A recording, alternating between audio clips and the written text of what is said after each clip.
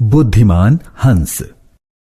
एक पेड़ पर एक हंस अपने परिवार के साथ आराम से रहता था।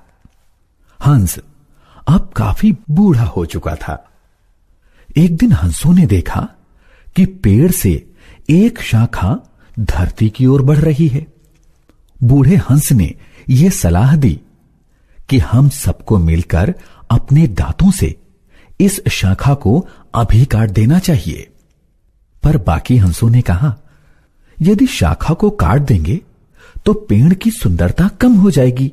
बूढ़े हंस ने सबको समझाया, यदि शाखा बढ़ती जाएगी तो कोई भी शिकारी इसके सहारे ऊपर आ सकता है और हम सबका जीवन खतरे में पड़ जाएगा। पर हंसों ने बूढ़े हंस की बात न मानी। धीरे धीरे पेड़ की शाखा बढ़ते बढ़ते धरती तक पहुंच गई। एक दिन एक शिकारी जाल लेकर आया और शाखा के सहारे पेड़ पर चढ़कर उसने जाल बिछा दिया। उस समय सभी हंस तालाब पर गए हुए थे।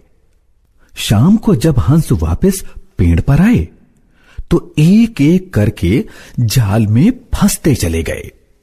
अब वे आपस में बातचीत करने लगे, हमारे पेड़ पर यह जाल किसने फैलाया? हमें बूढ़े बाबा की बात सुननी चाहिए थी। अब क्या होगा? एक छोटा हंस घबरा कर बोला। बूढ़ा हंस सभी हंसों की बातों को सुन रहा था। वह बोला, घबराने से बात नहीं बनेगी।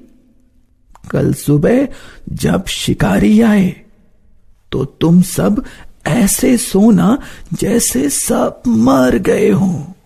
हंसों ने अगली सुबह वैसा ही किया।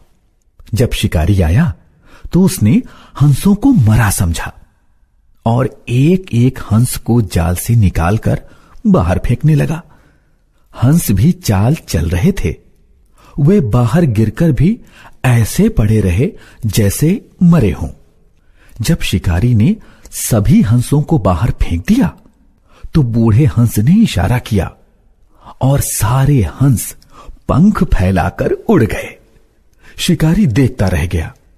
बाद में सभी हंसों ने उस शाखा को काटकर फेंक दिया।